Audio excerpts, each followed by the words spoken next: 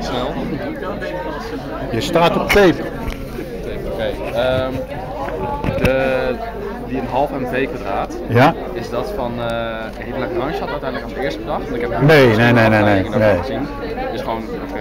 Dat bestond al wat eerder, dat idee, maar de systematische afleiding helemaal is van Lagrange. Oké. En hoeveel pagina's heeft dat boek? Want als je 4 topics of zo in één boek zonder plaatje hebt, dat valt mee. Ja, dat valt mee. Ja, dat is een leuk boek. Nee, maar er is een leuke Engelse vertaling hier in de Bib. Best leuk om eens te kijken. Gewoon zo kijken. Ja, oké.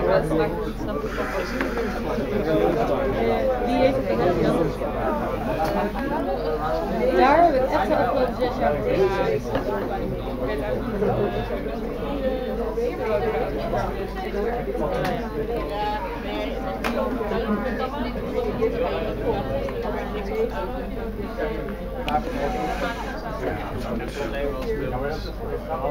Heel mooi.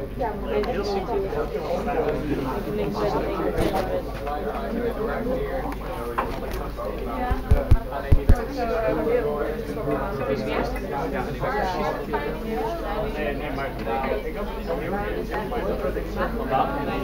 Oh ja, hierop ja. Zijn niet zo Yes, of course.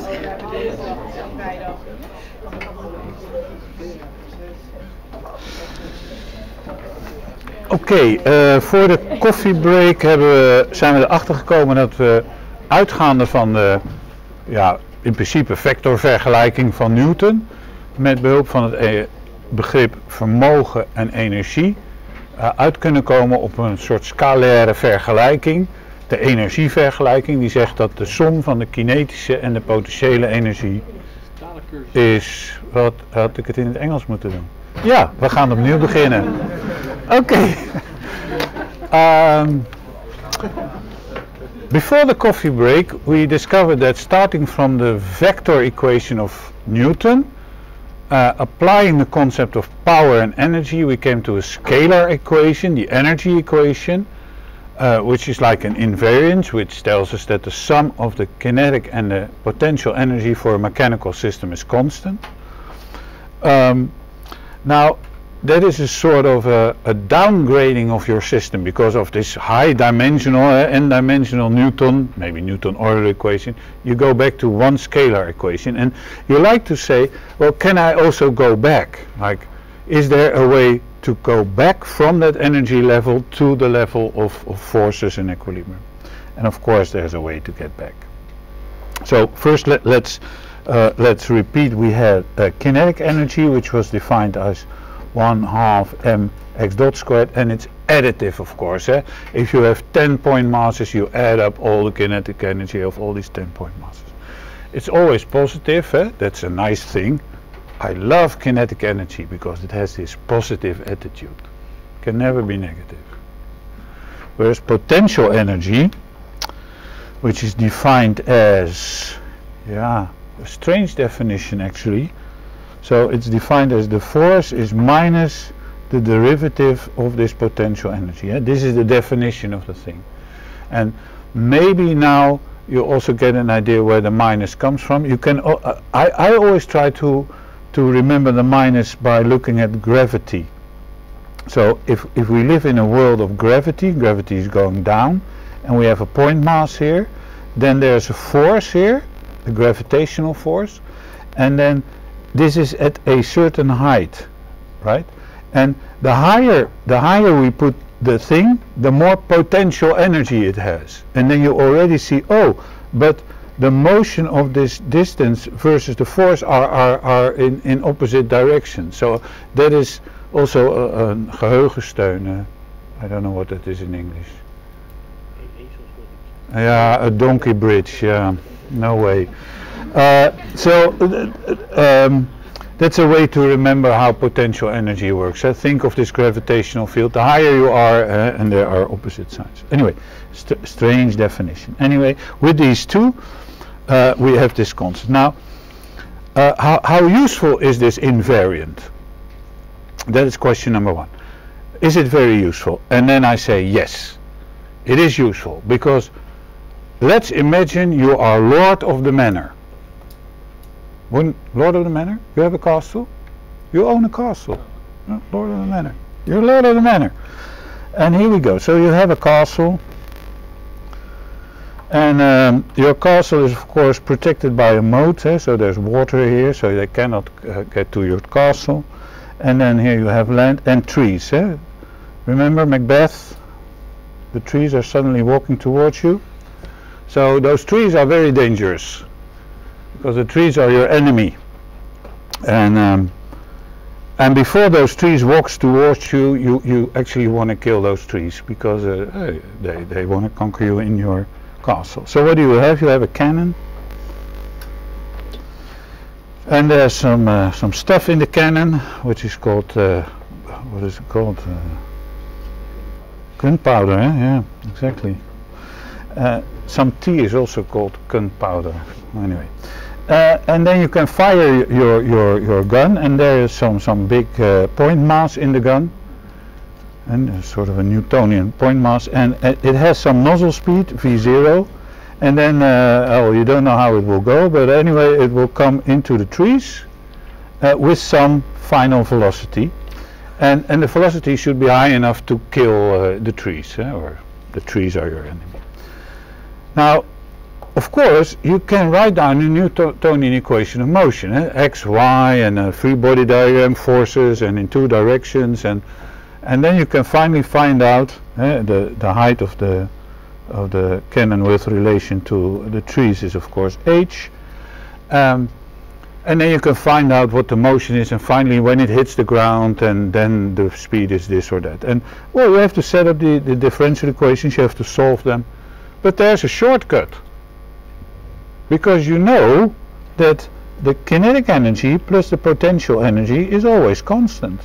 There are no losses. So if you call this t0 and or not t, sorry, situation 0, and this is situation 1, then you can say t0 plus v0 should be equal to t1 plus v1. And if we take the potential energy level on the ground as 0, then we know from this one that the kinetic energy is 1/2 mv0 squared.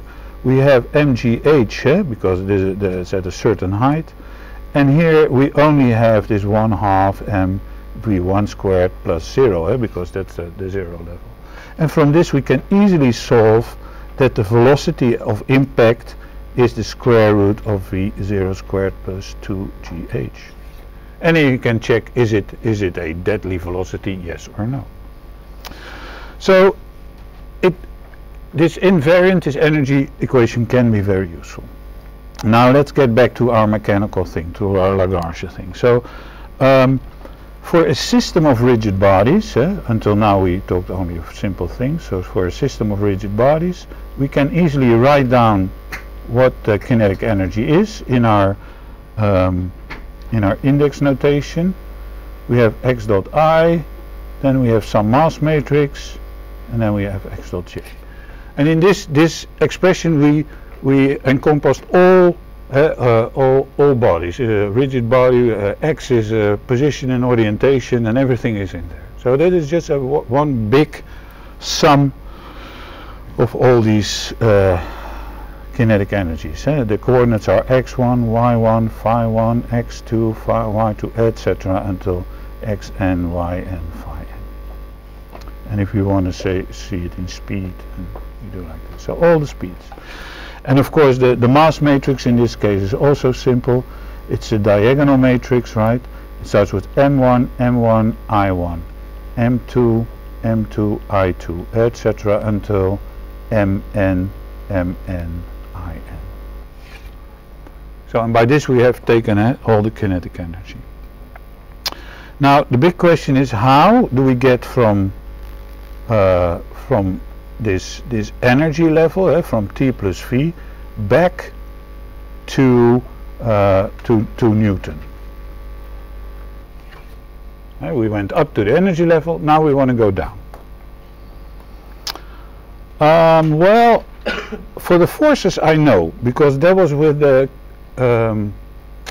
with the potential energy, right? So the forces Fi, they were defined as minus dV dxi.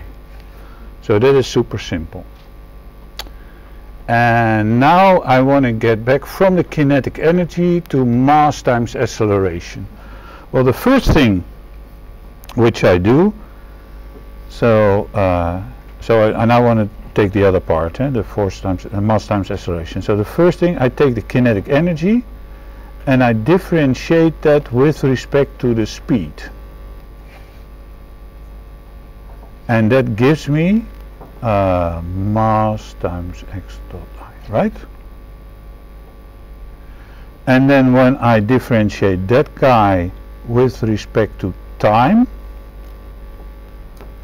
so d dt, and then for a constant mass system, we are not generating mass or throwing away mass. Actually, at these low speeds we're unable to change the mass. So then we get that's mass times acceleration.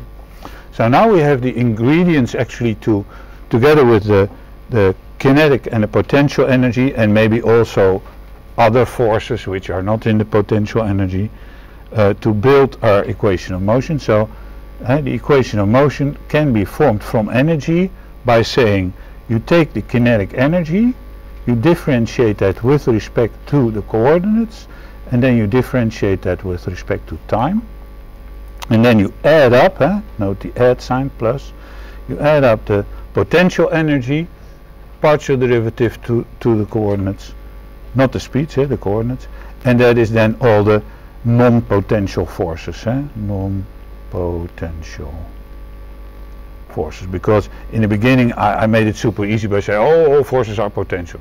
Some you cannot put in a potential energy. But this then gives you back your equation of motion. Simply sum of the forces is mass times acceleration. Now you would think, well, that is a nice game. You go up and down, and what does it bring you? It doesn't bring you much. But now comes the big trick of Lagrange. He says, instead of using these COM coordinates, the COM coordinates xi, I'm going to use generalized coordinates. Generalized coordinates. And he gave the name Q for those, QJ. So remember, for the pendulum, let's take as an example the pendulum. Example, the double pendulum. Then we can be a little bit specific. What are these guys? Double pendulum. The double pendulum, in our case, the coordinates are just x1, y1, phi1, x2, y2, phi2. In total, 6. And we had 2 degrees of freedom. So now we have to make a choice on our 2 angles. And in our case, well, let's draw a picture with this. So if this is the double pendulum thing with 1 and 2, I'm sort of happy to use, so this was body 1, this was body 2. Let's use the symbol here. Then I actually want to use this angle alpha, and then this relative angle beta. And on purpose I'm not taking the 2 angles of the bars, because that is like a 1-to-1 with the normal coordinates. Now I want to take 2 other numbers. So for my generalized coordinates I choose alpha and beta. A newly introduced variable also. It's a new thing. And then hopefully I want to express my equation of motion all in qj's and q dot j's and q double dot j's, and that is the whole purpose of our exercise now. And in this case we then will get a system of 2 second order differential equations. That's the idea. But before we do that, we have introduced new coordinates, alpha and beta. And automatically, as a bonus, as an incentive for free, you get also forces. So together with these generalized coordinates, so these are the generalized coordinates, generalized coordinates. You also have things called QJ, and I will give it a direct name, T alpha and T beta, and these are what we call generalized forces. And if we want to say what are these forces, then if you look at the picture and you use your mechanical intuition, which is very dangerous of course, but then you could say, well, this angle alpha is between the fixed world and body 1, so that's probably a torque, an action-reaction torque between body 1 at T alpha and the ground, T alpha. That's probably the torque. And the beta, that's probably that's between this body and that body, so that's probably a torque T beta, and then here also T beta. Action reaction. Probably. Well, I don't know for sure, but my mechanical intuition here tells me no, it's probably the case. Now, how can we make this really analytic, in the sense of Lagrange? You don't need any geometrical reasoning, or you don't need any. You don't on ne trouvera point de figure. You don't need to draw pictures. I'm drawing pictures here, trying to explain. But Lagrange says you don't. It's not necessary. You don't have to do that. So, in the spirit of Lagrange, how do we get the definition of these generalized forces? What do we apply?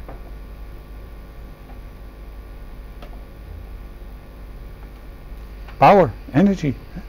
So if we say, well, let's look at power of the system, then we know that for the external forces, the power is simply defined as Fi x dot I. Note the summation, it's a sum over I of all these things. So this is the power of all the external forces. But we also have introduced new forces, right?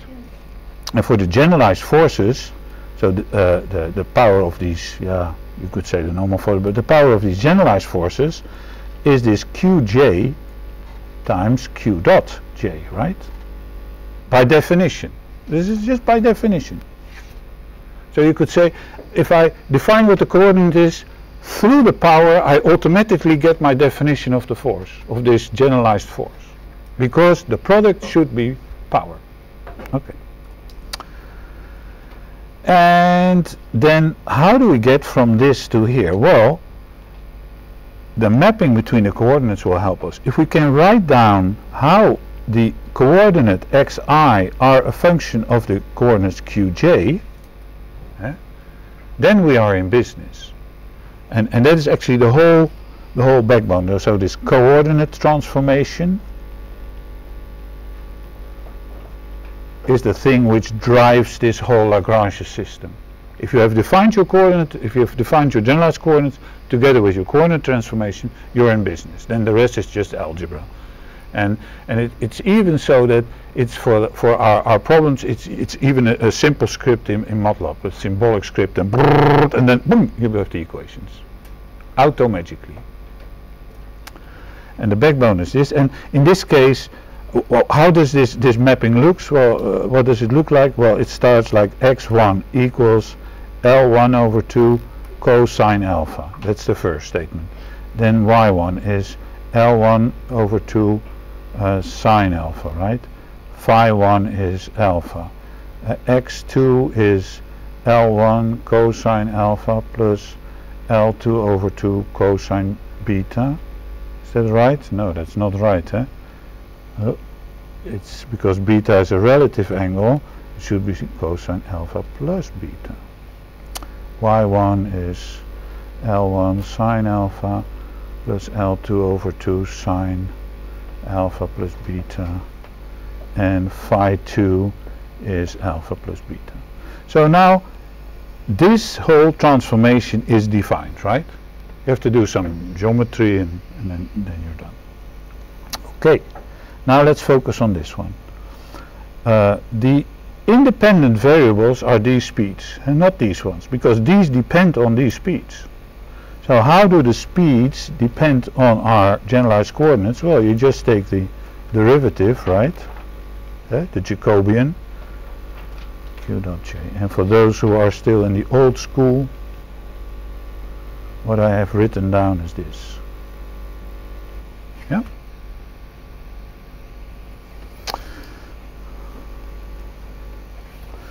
So this is the Jacobian of this mapping. And with this Jacobian we can substitute here. We can say, well, this power of these applied forces should be equal to this generalized forces and these forces. Then we substitute our expression here. Fi xi comma j q dot j equals qj q dot j. And of course this should be for arbitrary velocities. Now remember how we did that. We work with virtual, right? So we say virtual velocity here, virtual velocity. But you could also use another symbol, whatever. There's nothing to do with differentiation, it's just virtual velocities. And this should hold for all these virtual velocities as long as they're not zero. Meaning we get J equations. So we get Qj, these generalized forces are apparently xi comma j times fi, and let's write it out again with this partial derivative because it's sort of helpful to see that. We see that how do we discover what the generalized forces are? Well, by definition they are, how do we transform them to the forces of the center of mass? In this way. By this definition. Okay. Back to the equations of motion. Remember that we derived from a general way our forces from kinetic energy and potential energy. So what was it? The forces are the kinetic energy, which was derived with respect to the speeds, plus the potential energy, right? This was the expression which we found starting from energy. How do we get back to Newton? Now this I'm going to substitute in this equation, because finally we want to have everything expressed in our generalized forces, not in our center of mass forces, but our generalized forces, and everything also in our Q. So we're going to substitute this guy here, and we get our Qj j equals this Jacobian matrix times the time derivative of kinetic energy with respect to the speeds plus the potential energy times this one. Now here I see x coordinates. This is a Jacobian. Here I see x coordinates. I want to get rid, I want to have q coordinates here and not x coordinates, right? So how do I do that? Maybe I write down this guy as a partial derivative. Then you see exactly what is the q and the j. So this is the xi dqj. So actually I want to have everything with respect to the qj's. But here we have no q. We have a x dot I, and here we have a xi. And everything under the division line, it must be expressed in q. Because finally I want to have an expression in q dot, q double dot. Right? Now what we could do is we could put this under the differentiation sign. But then we do a little bit too much. So if we substitute it here and here, of course. So let's do the first part. We get the time derivative. Then we put this under the sign, qj. Then we did a little bit too much. So we have to subtract what? Well, we have to subtract that the time derivative of this Jacobian times this partial derivative, right? That's the too much work we do if we express this. The differential of a times b is a differential a times b plus a times differential b, and we only have one part. Yeah. What does it say on the left side, like you've got qj equals d over. T, sorry, yeah, my T is a bit, That's d. yeah, dt, that's this guy. Yeah. This guy, yeah, I can do copy and paste, but it's a T. So,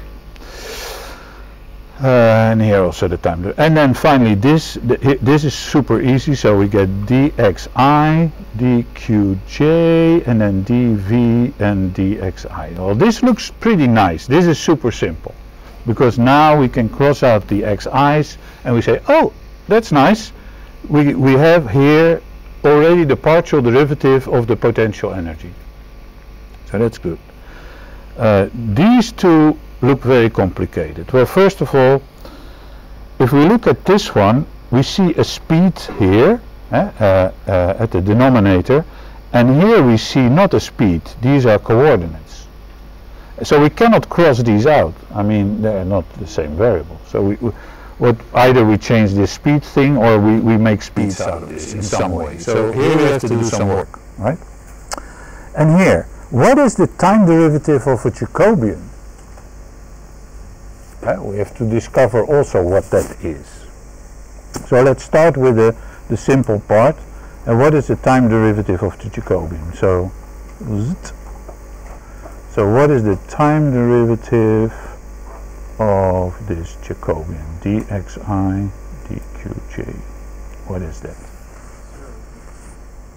No.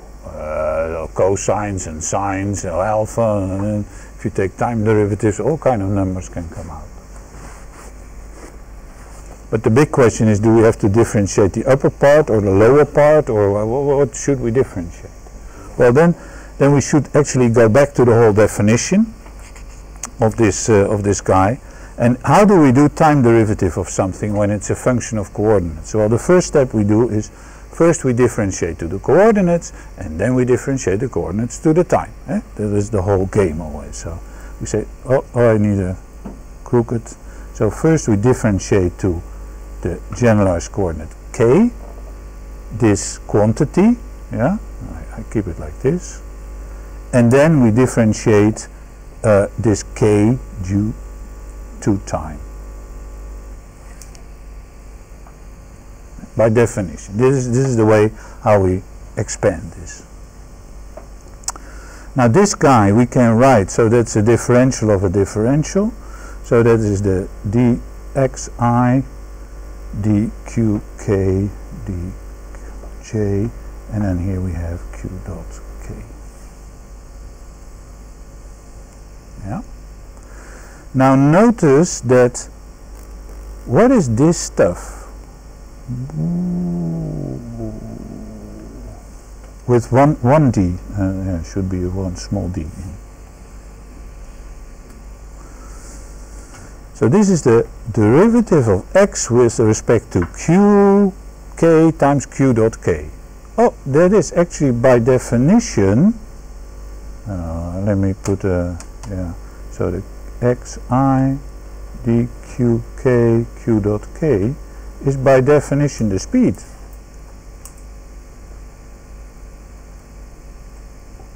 Nothing more, nothing less. So this is the speed. So we get, oh, that is the speed, x dot I differentiated to j. So this one is now solved. And we know this is this guy. And it's nice because if we put it here, then you will see that these dots go away. So that's the first. Now the second one. What is this guy? What is the dxi dqj? Well, let's go back to the speed. X dot I is by definition dx dot I. Sorry, I'm too quick. dxi qk k dot. Yeah. Now suppose I do the partial derivative of this speed with respect to this speed. So I do dx dot I partial derivative to the speeds. Since it's linear in these speeds, I only have a contribution for the k. So the answer is just this Jacobian.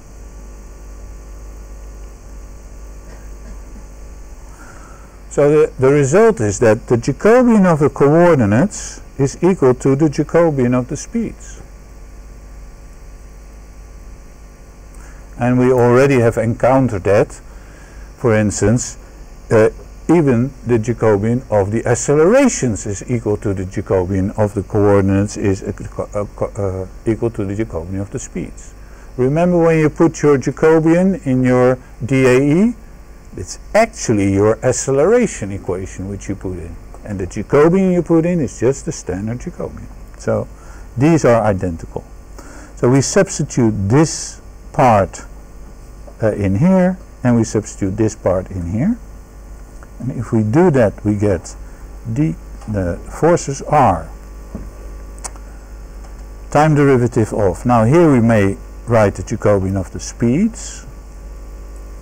Yeah, J G dx dot I.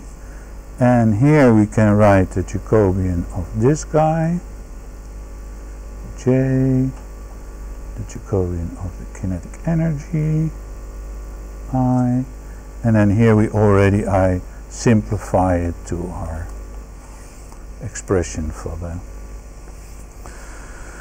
where the x dropped out. So now we can drop this guy out, and we can drop this guy out, and we finally get our equation. 100%. We get the generalized forces are the time derivative of the kinetic energy with respect to the speed minus the partial derivative of the kinetic energy with respect to the generalized coordinate plus the potential energy with respect to the. And this you write down on a sheet of A4 paper with a big marker, and you paste that above your bed, such that when you lie down you see it.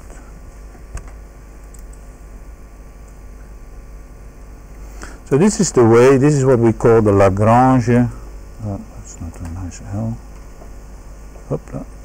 the Lagrange equations of motion. And for those smart students in the audience, I mean, kinetic energy is just simple, this sum of mass times velocity stuff, potential energy likewise a little bit. Here you see pure algebraic operations. In MATLAB you can do these algebraic operations symbolically. So probably you can write a few lines in MATLAB and then you have your equation of motion. And what do you need? Well, the only thing you need is, of course, this crucial mapping, right? This, how do the coordinates depend on the generalized speed? So the only thing which you have to define is, where did I do that? Here. Is this stuff. If you have done this, then the rest is automagically. Let's do a quick example for that automagically, and well, we're not going to do it automagically, but we're going to do a quick example to see how nicely that works. So as an example, let's do this this simple problem. It was like a harbor crane, I think. Yeah. So we have a cart here, and then the cart can move back and forth, and we have some generalized coordinate s, how it moves. And then with respect to the vertical, we have a point mass here, m, at the distance L, and with an angle phi in a gravitational field G. And then, yeah, you should write actually the applied force, of course, mg here. For the rest, oh yeah, coordinate system. X and y. So this is x and this is y. Oh, it's not nice. This is y and this is the x coordinate, and this is then the origin. And so here we have the origin, x and y coordinate. What shall we take for generalized coordinates? Well, that's already obvious. Let's start with the center of the COM coordinates. The COM coordinates, that's the thing you start with. That's the xi, and it's only x and y of the point mass. I mean, that's all there is. We have only one point mass. And what is the mij? Well, it's this matrix with m, and zeros here.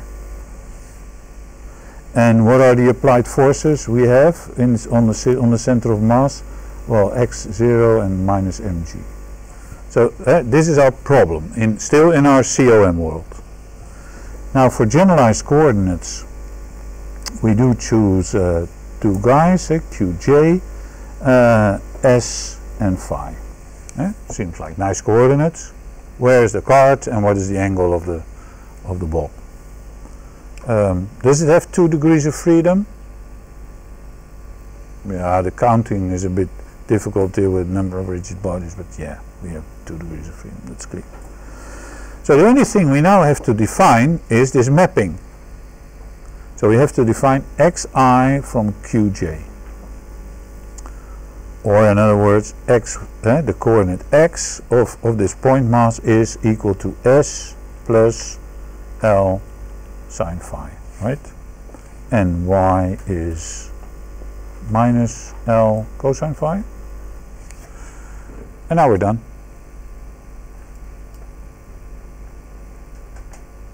Right? Because the only thing you now have to do is differentiate and sum and do partials, but that's all algebra. So let's see how quick we can do it.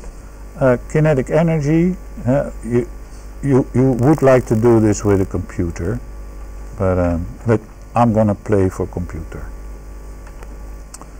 So kinetic energy is this, so we need the speeds apparently, so x dot is s dot plus L phi dot cosine phi, right?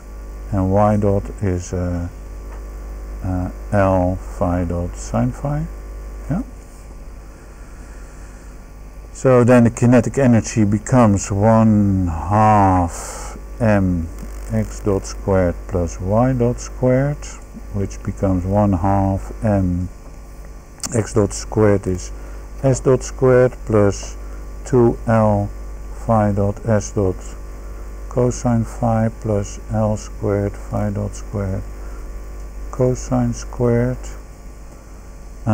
plus a little bit space l squared phi dot squared sine squared. We can take these two together, right?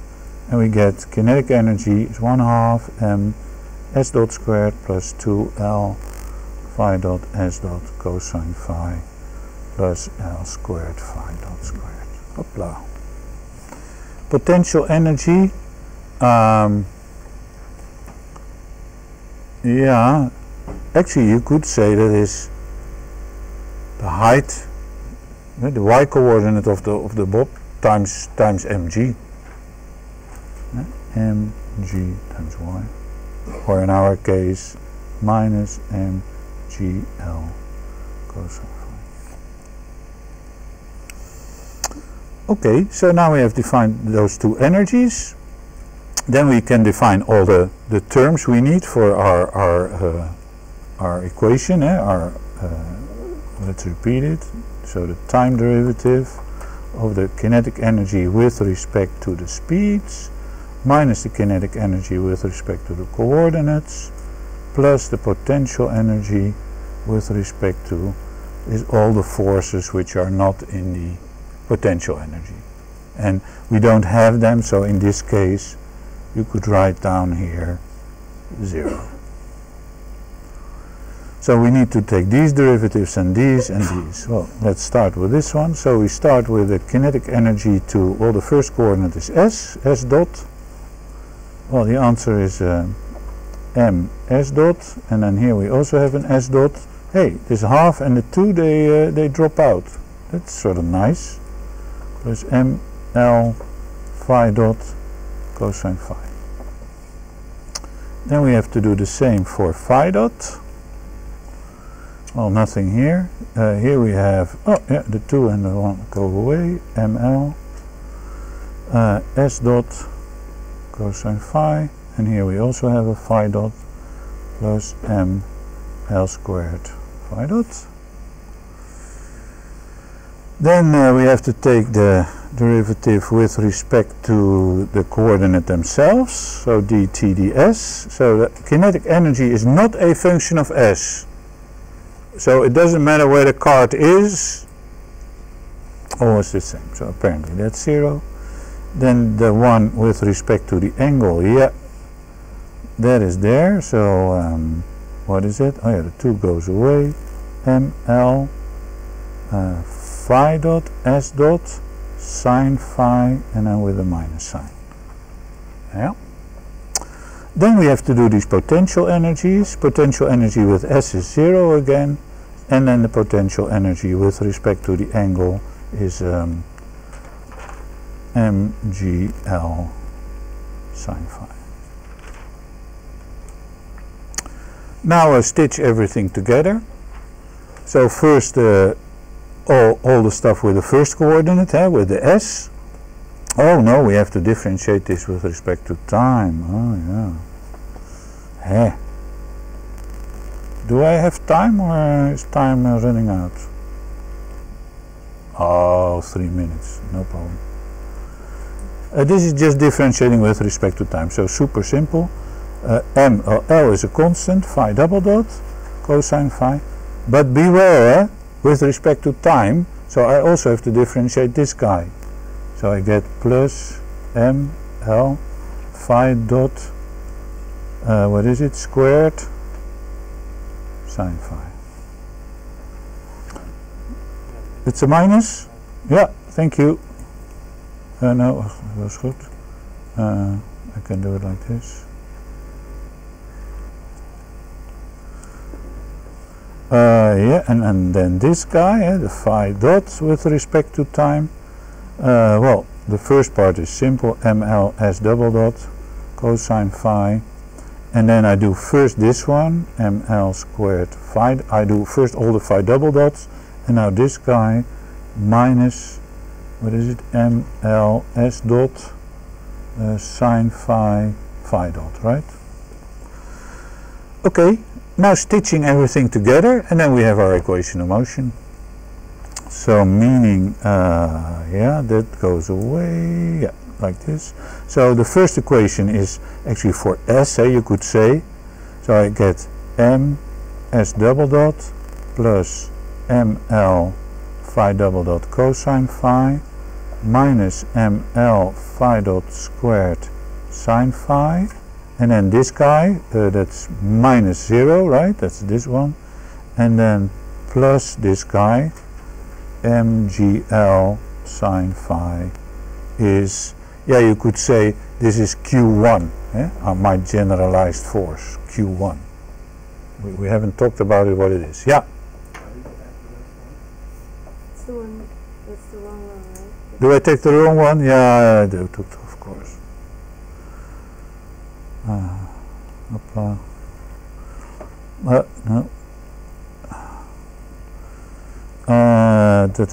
S. What did I do wrong? The S. That S. Oh, it's all zeros, right? Yeah. Plus 0 is Q1, and we're going to talk what Q1 is. The second equation. So we start with this. So that's ml s double dot cosine phi plus ml squared phi double dot minus ml s dot sine phi phi dot, then minus this guy, so that's plus ml phi dot s dot sine phi, and then plus mgl sine phi is Q2. Now miraculously these drop out. It's not miraculous, because remember in the derivation we put something in the integral sign and then we had to subtract it at the end. What we're now doing is we're calculating that extra term and then we subtract it again. So that's this guy. Anyway, we like to write this now as mass times acceleration is forces, right? The way we usually write our equation of motion. So we have S double dot, we have phi double dot, and then we just have to collect all the terms. Yeah, maybe a little bit more space here. Let's see. So the first equation, it's a mass times S double dot. Then it's a ml cosine phi. And then this goes to the right hand side, ml phi dot squared sine phi. And that's it. That's the first equation. Yeah, plus Q1 you could say, these generalized forces. Then the second equation, well, we have ml cosine phi for this guy. Then we have here ml squared. Then this goes away. Then on the right hand side we have minus mgl sine phi, and we have plus phi 2, Q2. When I see this, I'm happy. Why am I happy?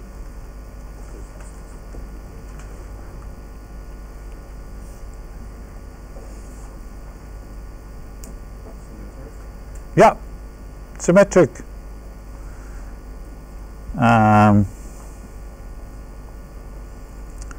The dimensions, are they right? Here's a mass times distance squared. Maybe something wrong?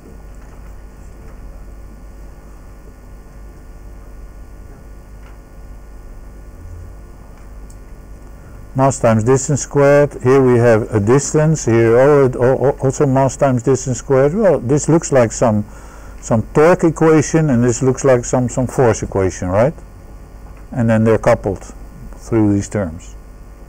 Note that it's non-linear. The mass matrix is not constant. Yeah, that's the price you have to pay. If you want to have fewer coordinates, then things become dependent. You get not constant matrices anymore. And finally, these are, of course, the Q1. You can easily understand what Q1 is if you look at the picture and say, well, not in the spirit of Lagrange, of course, but it's of course a action-reaction force Fs, that is Q1, and here we have action to the ground reaction force, a torque, M, and that is Q2. But if you want to know for sure, just use the Jacobian to find out what they are.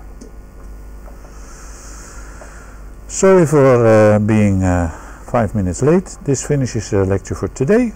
See you last week for the last lecture of this season, or quarter, or how do we say?